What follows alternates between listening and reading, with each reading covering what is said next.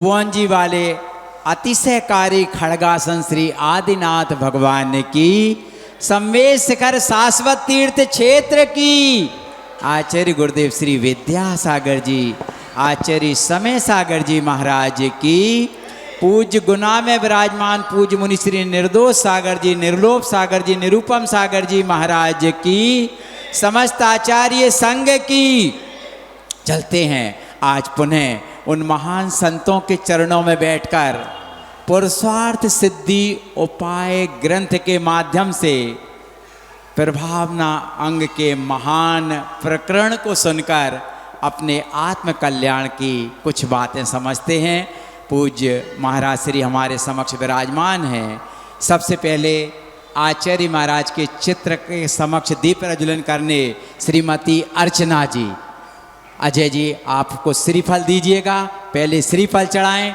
अर्चना जी Chaudhary, Arun ji Chaudhary, Chaudhary furniture परिवार, आपने 5000 रुपये की राशि अभी उस महान भक्तामर मंडल जो मंडल बन रहा है उसके लिए देकर के पुण्य लाभ अर्जित किया है। और श्रीमती मंजू जी मड़वरिया यदि यहाँ हैं तो वह भी आए, उन्होंने भी उस मंडल में चांदी देकर के पुण्य लाभ अर्जित किया है। जिन जिन ने भी चांदी दी है मैं उनके नाम नहीं बोल पा रहा हूं, तो कृपया पधारें और पधार कर पुण्य लाभ अर्जित करें। आचार्य महाराज के चित्र के समक्ष दीप प्रज्वलन करने का शीघ्रता से पधारें।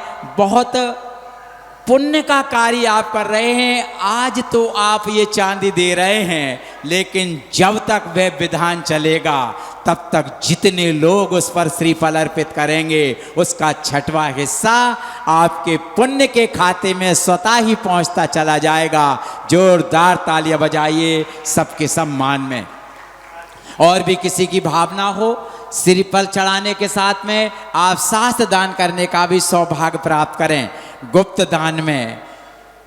दान में भी ये चांदी की सामग्री यहाँ प्राप्त हुई है। गुप्त दान देने वाले का नाम तो मैं नहीं बोल सकता, लेकिन उनके सम्मान में आप तालियां जरूर बजाइए।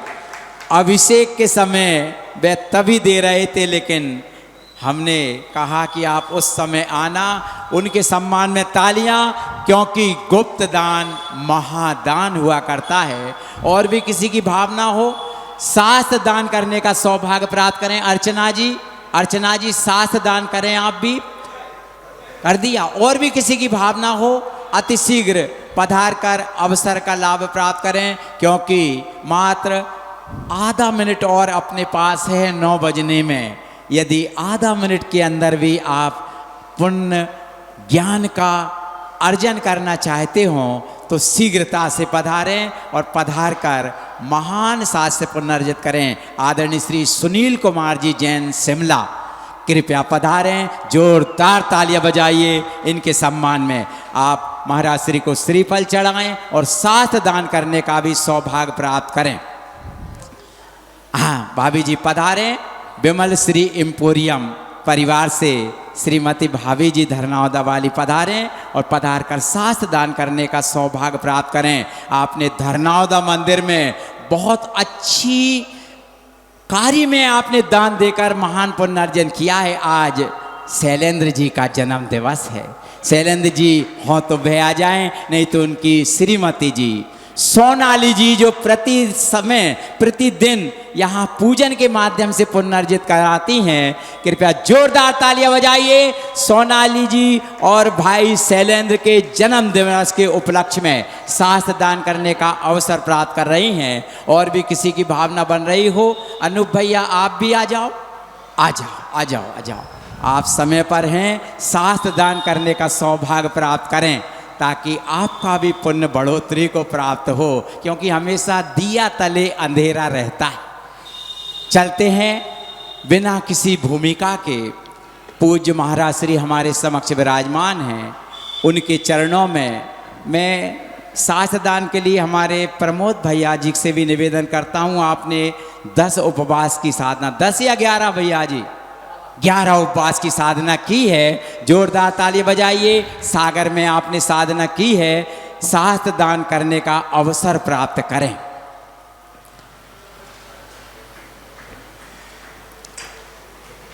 पूज्य महाराज श्री हमारे समक्ष विराजमान हैं, उनके चरणों में नमोस्तु अर्पित करते प्रार्थना करते हैं अपनी अमृतमयी वाणी से पुरुषार्थ सिद्धि उपाय ग्रंथ के माध्यम से ज्ञान अर्जित कराने की कृपा करेंगे। लेकिन कल जिन्होंने 2 जलों को फोन करने का नियम लिया था, कृपया उन्होंने फ़ोन किए कि नहीं किए, अगर भूल गए हों तो आज कर लेना, नियम में दोष ना लगने पाए।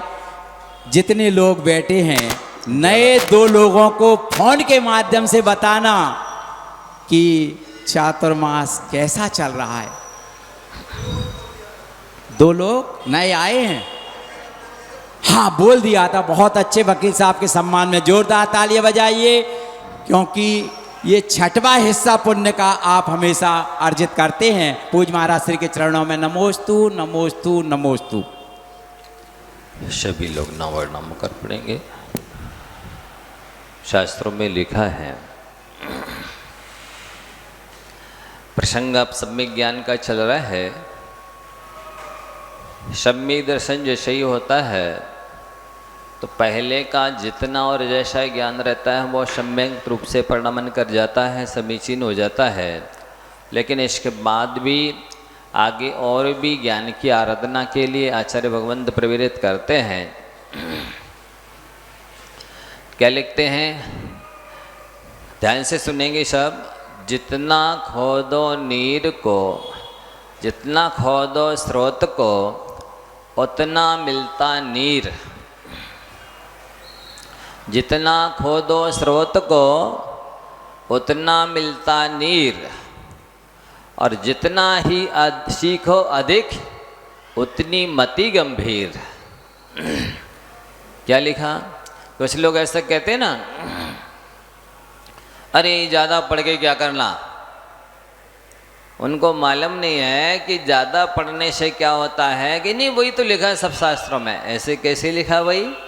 हाँ, ऐसा कहना तो केवल अज्ञान और अहंकार का सूचक है कि ज़्यादा क्या पढ़ना और सभी तो वही तो लिखा, हमने तो सब पढ़ लिए शास्त्र।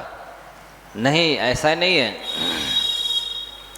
आचार्य ने क्या लिखा? जितना खोदो स्रोत को उतना मिलता नीर, और जितना ही सीखो अधिक उतनी मति गंभीर। हाँ, जितना ही सीखो अधिक उतनी मति गंभीर। तो आप जितना जैसे स्रोत को खोदते हैं, बोरिंग वगैरह जितनी गहरी कर लेते हैं उतना ज़्यादा पानी निकलता है। वैसे ही जितना ही सीखो अधिक उतनी मति गंभीर होती है। श्रद्धान उतना मजबूत होता चला जाता है, ज्ञान उतना निर्मल होता चला जाता है, चारित्र उतना बढ़ता चला जाता है। ये तो हमारा अपना खुद का भी अनुभव है। इसलिए कभी ऐसा नहीं कहना चाहिए कि ज़्यादा पढ़ने से क्या होता है। ये अज्ञानता है आपकी जो आप ऐसा कह रहे हैं कि ज़्यादा पढ़ने से क्या होता है। जितना अधिक पढ़ोगे उतनी ज़्यादा आपके अंदर प्रतिभा योग्यता का विकास होगा, अतिचारों की निर्मलता होती है, दोष निकलते हैं, गुणों की वृद्धि होती है, बढ़वारी होती है। इसलिए अधिक से अधिक पढ़ना चाहिए। आप देखिए गणधर देव को 4 ज्ञान हैं। क्या आवश्यकता है? उनके पास तो 62-63 रिद्धियाँ हो गई। एक अंतिम केवल ज्ञान को छोड़ करके सारी रिद्धियाँ प्रकट हो गई हैं। द्वादशांग का ज्ञान है, शर्त केवली है। अब उनको शास्त्र पढ़ने की क्या जरूरत है? लेकिन फिर भी वो समोषण में बैठते हैं। जितने बार दिव्य धुनि खिरती है उसको सुनते हैं। गणधर देव को भी शंका हो सकती है, जिज्ञासा आप लोग को होती है, गणधर देव को भी हो सकती है बंधुओं। इसलिए जब वो सुनते, बड़े बड़े रिद्धिधारी मुनिराज सुनते हैं, जिनको प्रज्ञा श्रवण कहते हैं, जिनका 600 हमसे अनंत गुना ज़्यादा है, जब वे गणधर देव शास्त्र प्रवचन सुनते करते हैं, दिव्य ध्वनि सुनते हैं, तो हम लोगों तो कुछ भी नहीं उनके सामने। इसलिए एक दोहा हमेशा याद रखना, फिर से सुन लो। जितना खोदो स्रोत को उतना मिलता नीर, और जितना ही सीखो अधिक उतनी मति गंभीर। उतनी अपनी मति बुद्धि गंभीर होती चली जाती है, प्रज्ञा रूपी छैनी पैनी होती चली जाती है। ये अपना हमारा खुद का अनुभव है, इसलिए अधिक से अधिक पढ़ना चाहिए, सुनना चाहिए, चिंतन मनन करना चाहिए। आता कितना है, पढ़ने वणिज्या भाव अनंत भागुद अणबिलप्पाणम, पढ़ने वणिज्याणम पुण्य अनंत भागो सुध निबद्धो। जितना केवल ज्ञानी ने जाना है उसके अनंत में भाग दिव्य ध्वनि में आता है। जितना जान लिया केवल ज्ञानी ने पूरा का पूरा दिव्य ध्वनि में नहीं आता, और जितना दिव्य ध्वनि में आता है उसका अनंतवा हिस्सा गणधर देव लिखते हैं द्वादशांग में, और जितना द्वादशांग लिखा गया है उसका अनंतवा हिस्सा वर्तमान में उपलब्ध है, और जितना वर्तमान में उपलब्ध है उसका अनंतवा हिस्सा पढ़ा है लोगों ने। अब बताइए वो उतना थोड़ा सा पढ़ करके दम दे रहे हैं कि हम जो कह रहे हैं वही सही है, कितना अज्ञान है। साक्षात दिगंबर साधुओं के सामने बैठ कर के अभिनय कर रहे हैं, हम नहीं मानते, हम नहीं चढ़ाते श्रीफल। आप लोग ले गए क्षमावाणी मनाने के लिए छोटे मंदिर, सबके सब लोग आते हैं बोले, तो सीमंदर जी नाले वाले यहाँ श्रीफल चढ़ाए, वो ऐसे 2-3 लोग हाथ हिला रहे ऊपर उठा के, हम नहीं मानते, हम नहीं चढ़ाते। साधु परमेष्ठी के सामने कुर्सी पर बैठे, इतनी बड़ी अभिनय करने का फल क्या होगा। जब शुभम चक्रवर्ती अक्षर की अभिनय करके सप्तम नरक जा सकता है, 33 सागर की उत्कृष्ट आयु बांध सकता है, पाप के उत्कृष्ट फल को प्राप्त हो सकता है, चित्र भी विद्वानों के द्वारा पूजनीय होता है, फिर जिन शासन के धारण करने वाले साक्षात भावलिंगी ज्ञानी वैरागी साधु की अभिनय करने का क्या फल होगा। आप लोग कहते हैं ये जैन है, जैन है ही नहीं वो, और आप लोगों को सतर्क रहना चाहिए। साक्षात उनके के सिद्धांत मिथ्या हैं, 363 मिथ्या मतों के अंतर्गत आते हैं। आप लोग नहीं समझते, हमसे प्रमाण लो, कहाँ लिखा है। गांवाचार कर्मकांड जैसे सिद्धांत चक्रवर्ती नेमी चंद्रदेव लिखते एकांतवाद है, मिथ्यात्व है। हमसे पूछो कहाँ लिखा है, हम सब शास्त्र खोल के दिखाने तैयार हैं। तो पढ़ने वाले जान अनंत भागो सिद्ध निबद्धो, जो श्रुत में निबद्ध है उसका अनंतवा भाग आज वर्तमान में उपलब्ध है। उसका अनंतवा भाग तो पढ़ा है और कह रहे हमने सब पढ़ लिया, हमको सब पता है, वही तो लिखा सब शास्त्र में, ज़्यादा पढ़ने से क्या होगा। ऐसा नहीं बोलना चाहिए बंधुओं, बिना ज्ञान के कुछ भी नहीं होता। मोड़ मनाना बहुत सरल है, मन मुंडन आसान नहीं। मोड़ मुड़ाना बहुत सरल है, मन मुंडन आसान नहीं। और व्यर्थ भबूद रमाना तन पर घर भीतर का ज्ञान नहीं। क्या कहा, व्यर्थ भबूद रमाना तन पर घर भीतर का ज्ञान नहीं है। कहने का मतलब ये है कि आप केवल बाह्य में क्रिया करते हैं, बाह्य में कोई तप त्याग करते हैं, पर शास्त्रों का ज्ञान है ही नहीं, आत्मा का ज्ञान है ही नहीं, तो आपका सब ये किया कराया केवल थोड़े से पुण्यबंध के लिए होगा, और उस पुण्य के फल से देवगति में चले जाएंगे। आप सभी बहुत ध्यान से सुन लीजिए, देवगति प्राप्त करना बहुत सरल है, कठिन नहीं है। थोड़ा सा दान पुण्य करो, थोड़ा सा कोई तप त्याग करो, देवगति मिल जाती है। देवगति प्राप्त करना कठिन नहीं है। देवगति से मनुष्य गति प्राप्त करना कठिन है। मनुष्य पर्याय दुर्लभ है। क्यों दुर्लभ है? जब देव है तो वहां से तो मनुष्य गति में आएंगे, नहीं आएंगे। क्यों नहीं आएंगे? इसलिए नहीं आएंगे कि उन्होंने जो भी धार्मिक आचरण किया है, पूजा पाठ किया है, तप त्याग किया है, दान दिया है, वो सब उन्होंने भोगों के लिए दिया है, ख्याति पूजा लाभ के लिए दिया है, सांसारिक अनुकूलता प्राप्त करने के लिए दिया है। इसलिए उस पुण्य की वजह से स्वर्ग में जाएंगे और वहाँ की भोग की सामग्री में आसक्त हो जाएंगे, लिप्त हो जाएंगे, मरते दम तक नहीं छोड़ पाएंगे। और जब नहीं छोड़ पाएंगे तो उस आसक्ति की वजह से, उस आर्त ध्यान की वजह से मर के एक इंद्रिय हो जाएंगे। तहते चैथा वर्तन धरे, यों परिवर्तन पूरे करे। पुनर्मोक्ष को भव वाली कहानी चरितार्थ हो जाएगी कि क्रमशः निगोद से निकले थे और सारी 84 लाख योनियों में भटकते भटकते भटकते पुनः वहीं चले गए। इसलिए आपको तो ये हमेशा याद रखना चाहिए। कई लोग कहते हैं महाराज जी हमको याद नहीं होता है। अरे आपको यदि मेडिकल की दुकान है तो उसकी हजारी दवाइयाँ याद हैं, कहाँ कौन सी दवाई रखी है, कितने भाव में आती है, कहाँ से आती है, कितनी बची है, कितनी बिक गई है, सब मालूम है। किराने की दुकान है तो उसमें जो सैकड़ों हजारों प्रकार की चीज़ें हैं वे सब आपको याद हैं, कहाँ रखी हैं, कहाँ से आती, कहाँ जाती हैं, कितनी बची है, कितने में कितनी कौन सी चीज़ देना है, सब याद है। और एक व्यक्ति मान लो कोई 1 मिनट में लगातार सैकड़ों गालियाँ दे दी तो आपको कंठस्थ हो जाएगी एक बार में है? पूछा जाए आपने आपको कौन कौन सी गाली दी ने, आप सारी गिना दोगे? कहाँ से याद हो गई? कैसी शार्प मेमोरी है आपकी, हाँ? कितना तीक्ष्ण तो समय करे आता नहीं है, याद नहीं होता। और मान लो याद नहीं होता है लेकिन फिर भी पढ़ोगे तो जानकारी तो होएगी ना,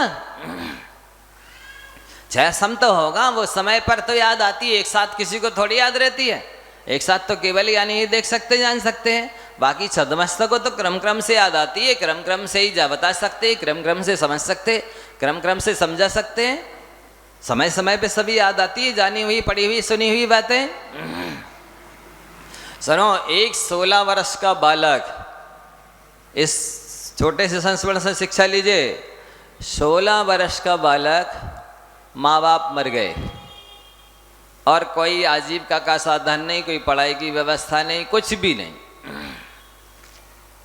उसको भूख लग रही थी। अब वो कुछ नहीं हो पाया, सूझा तो एक होटल पे गया। बोले बाबूजी मुझे थोड़ा सा काम करने का अवसर दे दीजिए, मुझे भूख लग रही है, नाश्ता करूँगा मैं, पहले आपका काम कर देता हूँ। उसने कहा ठीक है, तो पूरी होटल को बढ़िया झाड़ू पोछा लगा के चमका दिया।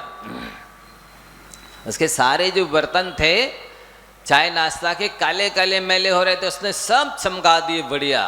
दुकानदार तो खुश हो गया, ऐसी साफ सफाई तो मैंने आज तक नहीं देखी थी, ना की थी, ना हमारे कर्मचारी करते हैं, ये तो इसने बढ़िया चमका दिया। नाश्ता करा दीजिए अब हमें। ठीक, नाश्ता कर लो बेटा, तुम तो यही रहो। उसको वहीं रख लिया, अब उस तनख्वाह पे रख लिया। 1-2 महीने कुछ काम किया, उसको लगा कि अभी ये कम है, जितना मुझे चाहिए उतना नहीं दिया जा रहा। उसने कहा कि बाबूजी एक काम कर सकते हैं क्या? बोले बताइए। बोले मैं आपके यहाँ ग्राहक लाऊंगा, आप मुझे कुछ प्रतिशत देते रहना। कितना दोगे? बोले ठीक है, जितने ग्राहक लगाओ उन सब का 25% तुम्हारा। उसने कहा ठीक है। बालक तो चतुर था, वो जहाँ से बसें आती जाती हैं रेलवे बस स्टैंड पर पहुँच गया। जैसे ही कहीं से देखा ये बस बाहर से आई है, जाता बस से यात्री जैसे उतरने लगते वहाँ खड़ा होता। बाबूजी चलिए मैं आपको अच्छे स्थान पर ले चलता हूँ, इमारत पुरानी है लेकिन स्वाद बढ़िया है और सेवा अच्छी होगी, आप मेरे साथ चलिए। लोग उसके साथ आ जाते। बच्चा बहुत होशियार है, कह रहा है इमारत तो पुरानी है पर सेवा अच्छी होगी और स्वाद बढ़िया मिलेगा। ले आता, उसको सभी का 25% मिलना है क्योंकि दोनों तिगने होते हैं।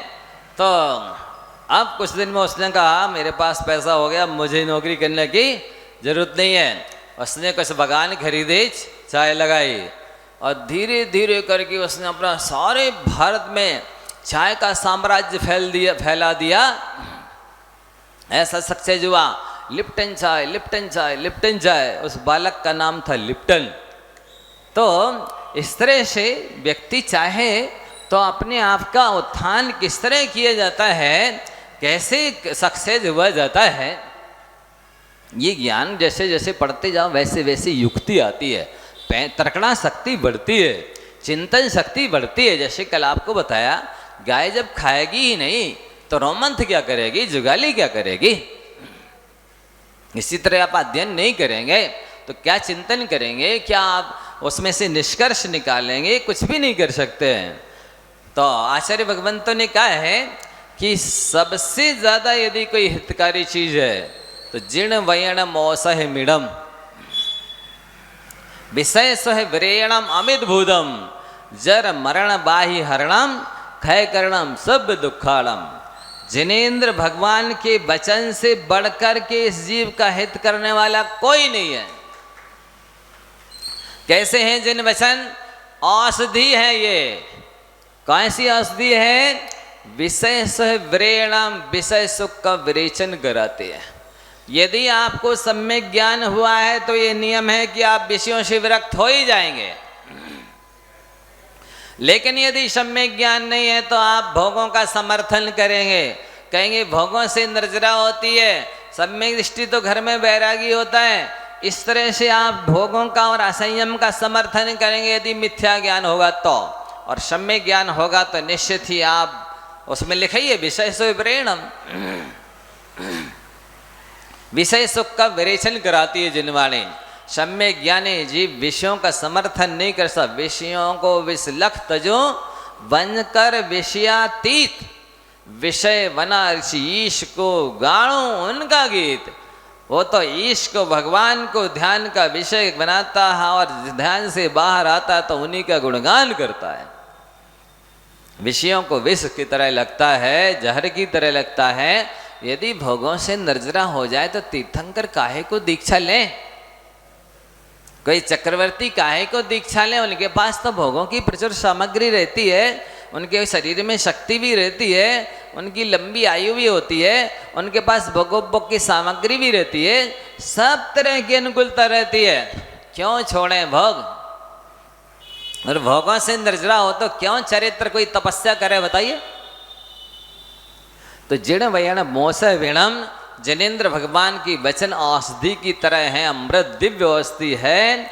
और विषय से ब्रह्म, विषय सुख का विरेचन कराने वाली औषधि है। और साथ में लिखा है क्षय करणम सब दुखाणाम, ऐसा कोई दुख नहीं है जिसका क्षय करने की औषधि है जिन वचन न हो।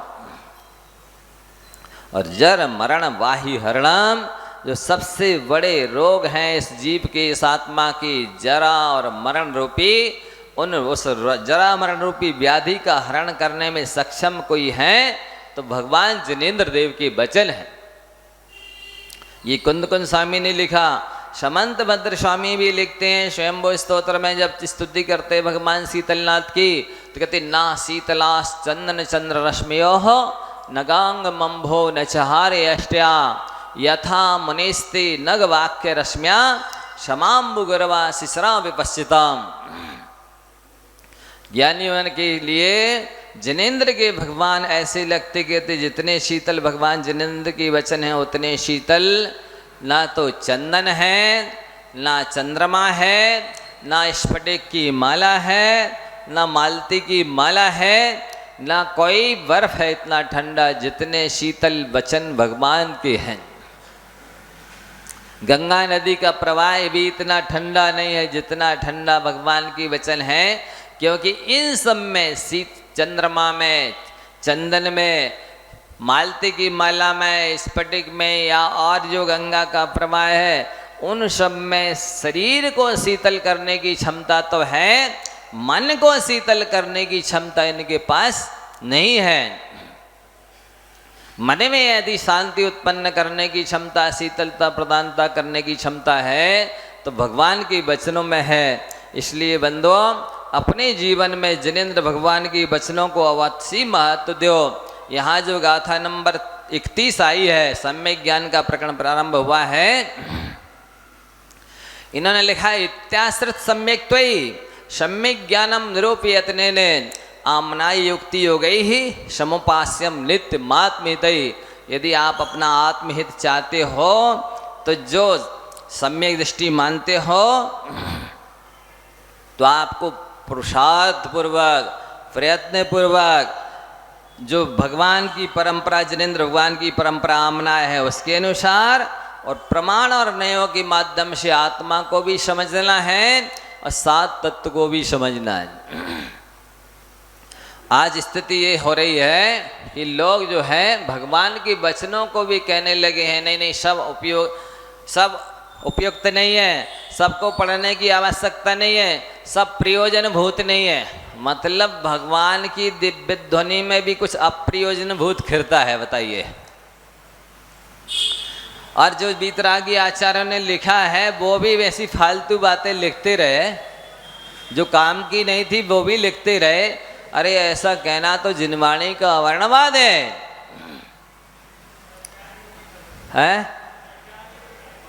नहीं, वो ये कहते हैं, देखो प्रथमान युग के लिए कहते हैं ये तो प्रथम अवस्था वाले जो अज्ञानी है, मिथ्या दृष्टि है, उनकी पढ़ने की चीज है प्रथमान योग। लेकिन आचार्य क्या कहते हैं समंतबद्ध महाराज जी, प्रथमान योग अर्थाख्यानम चरितम प्रमाणम अपि पुण्यम बोधि समाधि निधानम बोधति बोधा समीशीना। प्रथमान योग में धर्म अर्थ काम मोक्ष चारों पुरुषार्थों का वर्णन है। प्रथमान योग के पढ़ने से बोधि और समाधि की प्राप्ति होती है। बोधि का मतलब होता है रत्नात्रय, मतलब प्रथमान योग के पढ़ने से सम्यक दर्शन, सम्यक ज्ञान, सम्यक चारित्र की भी प्राप्ति होती है। और साथ ही प्रथमान योग के पढ़ने से समाधि की प्राप्ति होती है, मतलब रत्नात्रय की पूर्णता भी होती है। उस प्रथमान योग को लोग कहते हैं कथा कहानी है, एक था राजा एक थी रानी, दोनों मर गए, खत्म कहानी। लो इतना हो गया प्रथमान योग, इतना ही है उसमें, उससे कुछ अधिक नहीं है। बताइए ये अवर्णवाद नहीं है जिनवाणी का, या आगम के अन्यथा बोलना नहीं है। उन्होंने सबसे पहले समंतभद्र स्वामी ने कहा है कि सम्यक ज्ञान वो है, कौन है सुनो आप लोग। अन्योन मनतिरिक्तम याथा तथ्यम बिनाचि विपरीतात निसंदेहम वेदय दाहस्तज्ञानमागमिना। ना तो उसमें से भगवान की वाणी में से आपको कुछ घटाना है, घटाना नहीं है। आप तो अनियोग के नियोग घटा रहे, प्रथमानियोग को कथा कहानी कह के निगलेक्ट कर रहे, चरणानियोग को घटाइए क्रियाकांड है, ऐसा कह करके चरणानियोग को निगलेक्ट कर रहे। आचार्य कह रहे हैं पहलो आचारांग बखानो। द्वादशांग में सबसे पहले भगवान की दिव्य ध्वनि में जो खिरास को गणधर देव ने पहले नंबर गूथा है, लिखा है आचारांग को सबसे पहले प्राथमिकता दी, महत्व दिया है। आप कह रही तो क्रियाकांड है। मुनिव्रत धार अनंत वार ग्रैवक उपजायो पैने जे आत्म ज्ञान बिना सुखलेश न पाया। हम तो ये क्रियाकांड करके अनंत वार 9वें ग्रैवक खुआए, मतलब क्रियाकांड करके 9वें ग्रैवक खुआए, तो अब आज बिना क्रिया किए ही मोक्ष चले जाएंगे। है कोई माइका लाल जो बिना रत्नात्रय धारण किए, बिना इस कृति कर्म को किए मोक्ष चला जाएगा? है कोई नहीं जा सकता है। रत्नात्रय ही सम्यक दर्शन ज्ञान चारित्राणी मोक्ष मार्ग का है। तीनों ही मोक्ष के मार्ग हैं, उसके बिना तो कोई जा ही नहीं सकता। ये कहना चाहिए कि हम 9वें ग्रैवक गए, मुनि तो अनंत बार गए, तो श्रावक तो और अनंत बार बने। यदि मुनि अनंत बार बने या अनंत बार ग्रैवक गए, तो श्रावक तो और अनंत बार बने। और असंयमी तो अनादिकाल से रहे, तो उसको छोड़ो ना, जिसमें अनादिकाल से रहे और अनंत बार रह गए बने। जो उसमें कमी रही उसको सुधारने की बात करनी चाहिए कि भाई आज तक अपन ने क्रिया अपनाई, लेकिन उसको भोगों के लिए अपनाया, उसको मिथ्यात्व के साथ में अपनाया, तो सम्यक दर्शन के साथ अपनाइए, भोगों के लिए मत अपनाइए, कर्म निद्रा के लिए अपनाइए, मुक्ति के लिए अपने। ऐसा तो कहना चाहिए, कोई भी कमी है उसको निकलवाना चाहिए, कि उसको पूरे ही खत्म करना चाहिए कि नहीं मुनि तो अनंत बार बने, तो बिना मुनि बने मोक्ष चले जाओगे। अब है अभी तक मुनि बने के 9वें ग्रैवक गए, अब बिना मुनि बने जी मोक्ष जाएंगे, है ऐसा क्या? तब ऐसा कहना कहाँ तक सार्थक है? जो कमी है उसको पूरी करनी चाहिए ना। तो इस इतना उड़ा दिया प्रथमान्य को कथा कहानी कह के, चरणान्य को क्रियाकांड कह करके, और करणानियों को क्या कह करके, अरे जीवादि प्रयोजन भूत तत्व सर्दे तिन माही विपर्यत। जीवादि जो प्रयोजन भूत हैं उनको समझ लो, ये कर्मकांड तो अप्रयोजन भूत है, आवश्यक नहीं है। जबकि आचार्य क्या कह रहे हैं, ध्यान से सुनो। बनती है भूमिकाएं प्रथमान योग से। क्या कहा? बनती है भूमिकाएं प्रथमान योग से। आपका फाउंडेशन तैयार हो जाएगा प्रथमान योग से, जड़ मजबूत हो जाएगी, उसी पर तो बिल्डिंग खड़ी होना है। क्या रेत के ढेर पर आप बिल्डिंग खड़ी करोगे? तो पहले फाउंडेशन को तैयार तो करो। और अंगार धर्मामृत में पंडित सादर जी लिखते हैं कि पंचम काल के जीवों की कसाय तेज है और मन चंचल है, इसलिए उनको विशेष रूप से प्रथमान योग पढ़ना चाहिए। ज्यादा प्रथमान योग पढ़ना चाहिए। प्रथमान योग पढ़ने से कसाय तुरंत बंद हो जाती है, आंखों में पानी आ जाता है, परिणाम निर्मल हो जाते हैं। समय सार पढ़ते पढ़ते किसी की आंखों में आंसू नहीं आए होंगे आज तक? बता दो कोई, ये समय सार पढ़ते पढ़ते रोने लगे थे, इनकी कसाय बंद हो गई थी, इनको वैराग हो गया था। एक व्यक्ति एक आचार्य के पास आए और बोले, आचार्य मैंने समय सार 108 बार पढ़ लिया। आचार्य ने ध्यान नहीं दिया। दोबारा कहा, आचार्य मैंने समय सार 108 बार पढ़ लिया, फिर भी सुन करके भी नहीं, अनसुना कर दिया। तीसरी बार फिर बोले आचार्य मैंने 108 बार समय सार पढ़ा। तब उन्होंने धीरे से कहा कि मैंने एक बार पढ़ा तो मैं निर्ग्रंथ बन गया, आपने 108 बार पढ़ लिया पर एक प्रतिमा तक नहीं ले पाए। कैसा पढ़ा, क्या पढ़ा, क्या लिखा है उसमें? तो बंधुओं, बनती है भूमिकाएं प्रथमान योग से, और क्या लिखा आगे, आती है योग्यताएं चरणान योग से। बिना आचरण किए अपना आचार विचार सुधारे किसी के पास योग्यता नहीं आती। आचरणहीन तो पशु कहलाते हैं, पशु होते हैं। अरे मनुष्य में और पशु में यही अंतर है कि पशु के पास आचरण नहीं है और मनुष्य के पास आचरण होता है, सदाचरण होता है, सम्यक आचरण होता है, तभी तो भेद किया जाता है, अन्यथा अंतर क्या है? आहार निद्रा भय मैथुनम से सामान्य में तत्पशुभिर नराणाम धर्मो ही तेषाम अधिको विशिष्टा धर्मेण हीना पशु भी समाना। आहार पशु भी करता है, मनुष्य भी करता है, इसमें कोई अंतर नहीं है। निद्रा पशु भी लेता है, मनुष्य भी लेता है, इसमें भी कोई अंतर नहीं है। कुशील सेवन पशु भी करता है, मनुष्य भी करता है, इसमें भी कोई अंतर नहीं है। अंतर है तो धर्मो ही तेषाम अधिको विशिष्टा। मनुष्य के अंदर धर्म होता है, चारित्र होता है, और धर्मेण हीना पशु भी समाना। पशुओं के पास धर्म नहीं होता, चारित्र नहीं होता है, तो जिन मनुष्यों के पास चारित्र नहीं है वे पशु के समान कहे गए हैं पुराने प्राचीन ऋषि मुनि महर्षियों के द्वारा, नीतिकारों के द्वारा, ये भी पशु के समान है। तो बनती हैं भूमिकाएं प्रथमान योग से, आती हैं योग्यताएं चरणान योग से, और पकती हैं पात्रताएं करणान योग से। आपकी पात्रता तभी पकेगी, आप में योग्यता तभी आएगी, आप सच्चे और पक्के अनुभवी तभी बनेंगे जब आप करणान योग को पढ़ेंगे। जैसे अभी मैंने बताया कि एक समय में पहले और दूसरे स्वर्ग से असंख्यात देव मरते हैं प्रति समय। एक मिनट में असंख्यात आवली होती हैं और एक आवली में असंख्यात समय होते हैं। ऐसे एक समय में असंख्यात देव पहले दूसरे स्वर्ग से मरते हैं। कहाँ जाते? वहां से मरे। अब मनुष्य तो संख्यात ही है, टोटल सारे मिलाकर के संख्यात हैं, और वे प्रति समय असंख्यात मर रहे हैं। तो कहाँ जा रहे? वे सब एक इंद्रियों में जा रहे। कोई विरले पंचेंद्रीय पशु बन जाए, उनमें से भी कोई विरले मनुष्य बन जाए। इतना कठिन है मनुष्य पर्याय प्राप्त करना। तो ये करणान योग में लिखा है, समय सार में नहीं लिखा। तो ये पात्रता तभी पकेगी जब करणान योग पढ़ोगे, और फिर आत्मा झलकती है तब द्रव्यान योग से।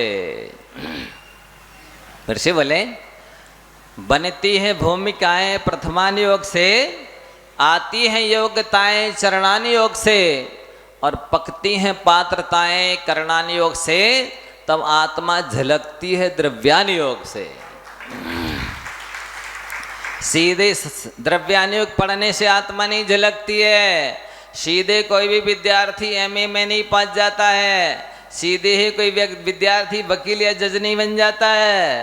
पहले उसको बहुत कुछ पापड़ बेलना पड़ते हैं, बहुत कुछ करना पड़ता है। इसी तरह बंधुओं ये क्रम है, पहले दूसरी कक्षा पास नहीं करें तो मिडिल पास नहीं होंगे। मिडिल पास नहीं होंगे तो हाई स्कूल में नहीं जाएंगे, फिर उसके बाद कॉलेज में नहीं जाएंगे, यूनिवर्सिटी में नहीं जाएंगे, ये क्रम है जाने का। तो आज यही हो रहा है कि लोग अपने अपने हिसाब से अध्ययन कर लिया, एक दो ग्रंथ पढ़ लिए और सारे द्वादशांग का सार बता रहे हैं। ये बिल्कुल गलत है। जिनवाणी तो समुद्र के से विशाल है। जिनवाणी इतनी बड़ी है, यदि पूरी पृथ्वी को कागज बनाया जाए, सारे जंगल की लकड़ियों को कलम बनाया जाए, सारे समुद्रों की स्याही बनाई जाए और साक्षात सरस्वती लिखने बैठे तो नहीं लिख पाएगी, इतनी बड़ी है जिनवाणी। अंतो नथि श्रीणम कालो थोवो वयम च तुम्बेहा तन्नवरी शिक्षी अब्बम जम जर मरणम खयम कुड़ई। शास्त्रों का अंत नहीं है। और आचार्य कुंद कुंद देव अपनी लिखनी से क्या लिख रहा है, ध्यान से सुनो। कालो थोवो, ये मनुष्य पर्याय की आयु बहुत थोड़ी है। उसके साथ साथ तीसरा विशेषण क्या दिया उन्होंने, वयम से दुम्बेधा, हम सब दुर्बुद्धि है। वयम शब्द का प्रयोग किया है, अस्मद शब्द का प्रयोग किया है, युष्मद शब्द का प्रयोग नहीं किया। तुम युवाम यूयम, तुम दोनों, तुम सब नहीं कहा। अहम आवाम वयम, हम दोनों, हम सब। मतलब आचार्य कुंद कुंद स्वयं लिख रहे हैं कि हम सब दुर्बुद्धि हैं और ये अपने आप को सम्यक ज्ञानी, भेद विज्ञानी समझ रहे हैं, सर्वज्ञ समझ रहे हैं कि जो मैं कह रहा हूं वही सही है। कितनी बड़ी भूल है। तो आचार्य परमेष्ठी खुद लिख रहे हैं कि हम सब दुर्बुद्धि हैं, अल्पबुद्धि हैं।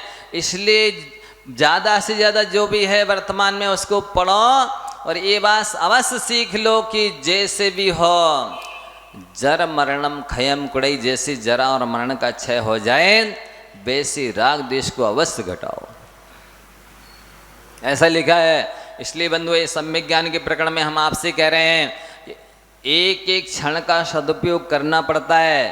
क्षण त्यागे कुतो विद्या, कण त्यागे कुतो धनम। एक एक क्षण का त्याग करोगे तो विद्या की प्राप्ति नहीं होगी, एक एक कण का त्याग करोगे तो धन का संचय नहीं होगा। और सुखार्थिना कुतो विद्या, विद्यार्थिना सुखा कुतम। यदि आप सुखिया स्वभावी हैं तो जिनवाणी आपके पास नहीं आएगी। सुखिया स्वभावी व्यक्ति सम्यक ज्ञान का पात्र नहीं है, जिनवाणी उसके अंदर नहीं आएगी। और जिनवाणी आएगी तो उसको सुख की कमी तो होगी, एक कुछ होगा, क्योंकि सुखार्थिना कुतो विद्या।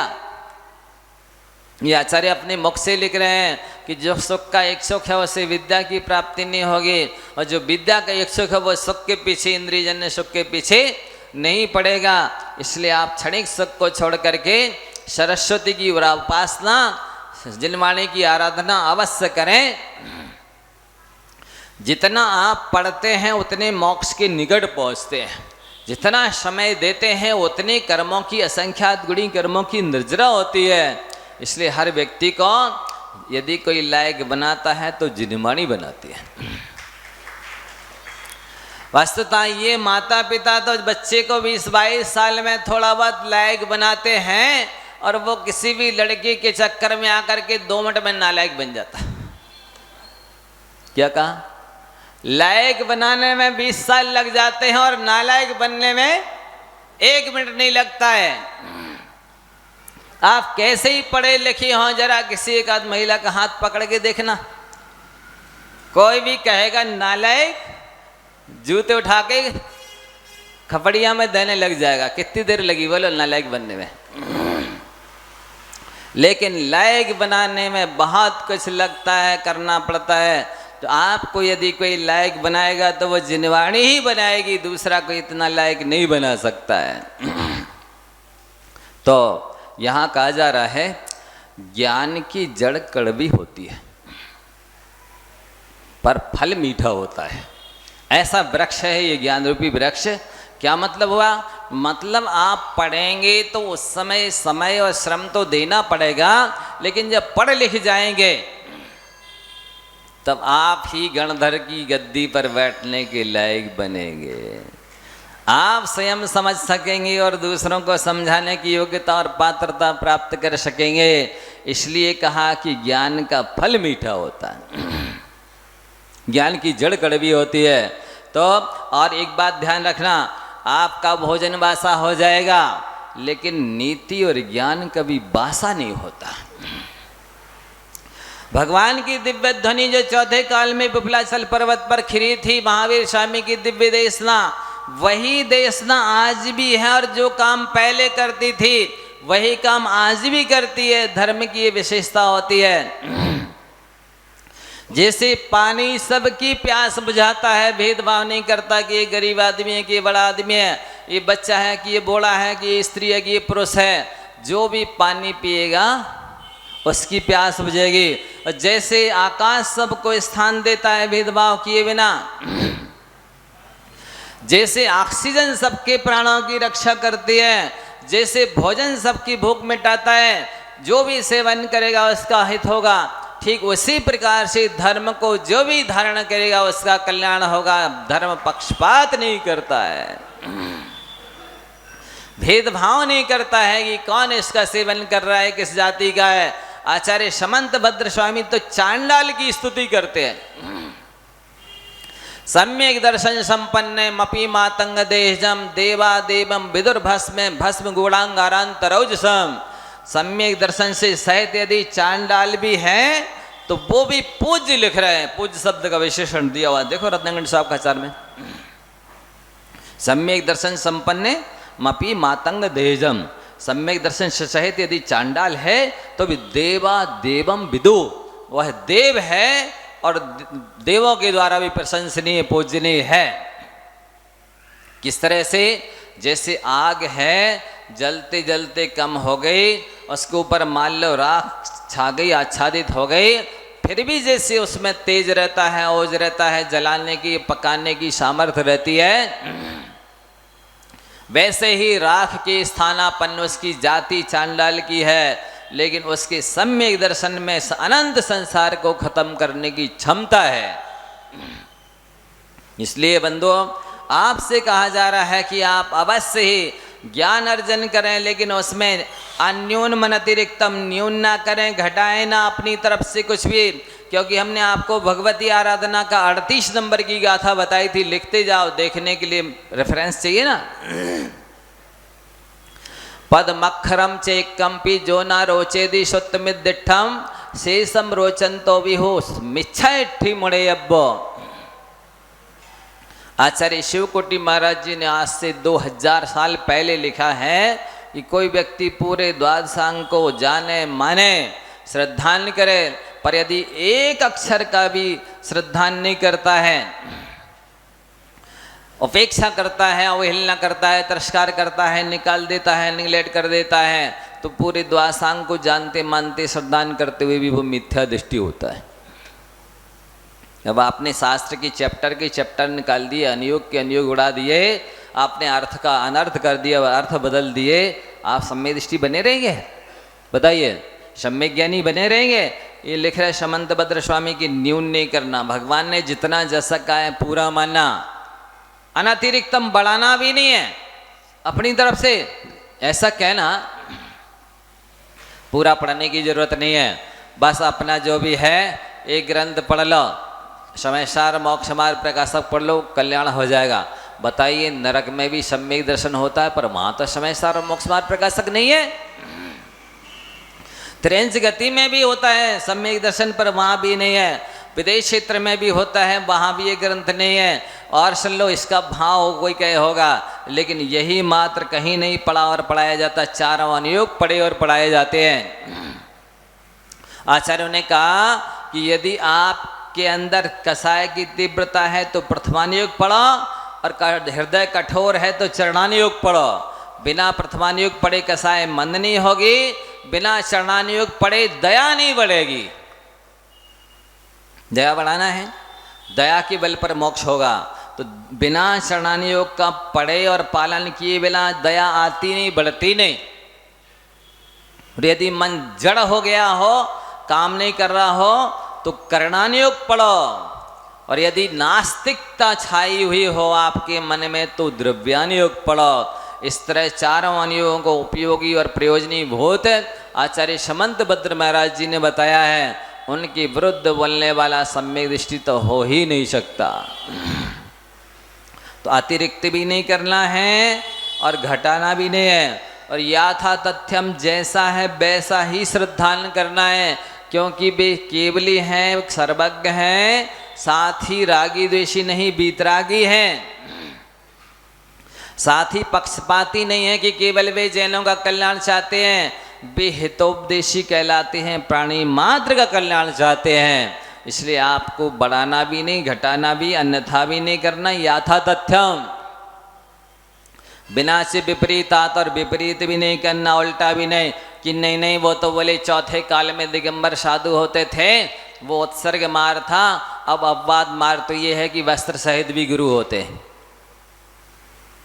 सग्रंथ भी मोक्ष होता है। ये कहना विपरीत है, क्योंकि जैसे चौथे काल में ही रत्नात्रय को मोक्ष मार्ग माना गया था, वैसे ही पंचम काल में ही भी रत्नात्रय को ही मोक्ष मार्ग माना गया। साथ ही निस्संदेह संदेह भी नहीं करना है, क्योंकि जैसे संदेह करने से किसी व्यक्ति को वहाँ 4-5 दिन से नींद सोया नहीं था, नींद आ रही थी, और आपने एसी रूम दे दिया और कह दिया भाई साहब इसमें विश्राम कर लीजिए, बस इतना है कि 4-5 दिन पहले इसमें एक काला सांप था। जब काले सांप की शंका मात्र से नींद चली जाती है, तो भगवान जिनेंद्र के वचनों में शंका करने से सम्यक दर्शन क्यों नहीं जाएगा? अवश्य चला जाएगा। इसलिए वचनों में संदेह नहीं होना चाहिए। निश्चिंतम भी है। एक दृष्टांत से समझाता हूँ। ज्ञान आपका कैसा होना चाहिए? तो जैसे एक छन्ना होता है, जिस बर्तन में पानी छानना है